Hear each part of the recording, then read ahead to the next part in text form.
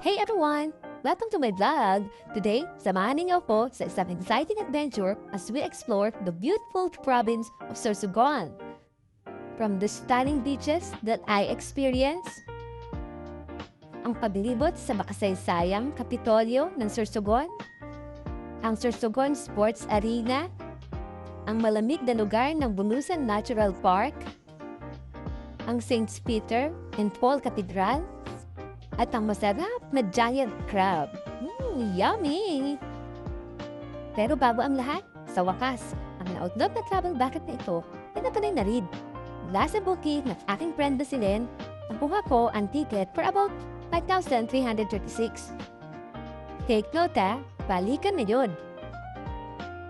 First thing that we do, ang Good Morning Zumba, Sorsogon. Eto, nag-enjoy na muna kami magkaibigan sa Ara Zumba. Sarap kaya? And guys, na-feature na kami dyan sa kanilang page na Sorsogon PPO sa pamumuna ng mga pulis kasanggayahan para sa kanilang Labor Day activity. Then, kinadabihan, ito, kahit natagkinit, nag-trip kami pa rin sa San Dinon Hot Spring Resort. Check nyo guys, tignan nyo nga mausok. Sabi kasi na ang mainit na tubig ng San Dinon Hot Spring ay pinaniniwala ang nanggagaling sa geothermal heat o init mula sa ilalim ng lupa na konektado sa volkanikong aktibidad ng Bulusan Volcano. And the next day, dito sa Sorsogon Sports Arena sa Barangay Balobo, Sorsogon. Ang arena, pagpasok pa lang, mamamangha ka sa laki at ganda ng struktura. Inspirado kasi ito sa sikat na Roman Coliseum. May kapasidad dito 12,000 na upuan at pwedeng umabot pa sa 20,000 kapag puno na talaga. Hindi ba? Ito na ngayon ang pinakamalaking pasilidad na pang-sports sa buong rehiyon ng Bicol.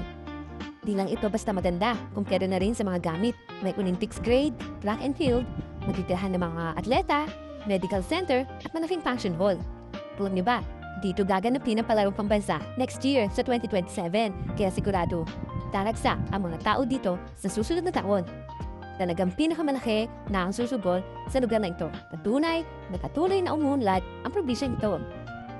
Mula sa pinakamalaking Coliseum ng Bicol, dito naman tayo ngayon sa isa sa pinakamagandang dagat dito sa probinsya. Ang Dankalan Beach Resort. Kilala ito bilang tahimik at napakagandang pasyaran. Tara, silipin natin. Tingnan naman ninyo ang dagat malinaw, kulay asul at napaka-malumanay ng alon. Dito, puti at pinong-pino ang buhangin. Hindi masyadong matao kaya talagang payapa at nakaka-relax. Perfect ito kung gusto nilang na magpahinga, mag-imangoy at syempre, muni-muni. Kasama din dyan ang mga kalibigang picture at napakasaya talaga ang naging experience ko dito. Kaya kung naghahanap kayo ng simpleng bakasyon na malayo sa ingay, dito kayo pumunta. Sulit ang biyahe, mura lang at talagang maganda ang tanakin. Sa ito sa yaman ng Sorsogon na dapat ninyong bisitahin. Huwag kalimutan i-like and share para sa susunod na lakpatsa natin. Thank you for watching. Bye!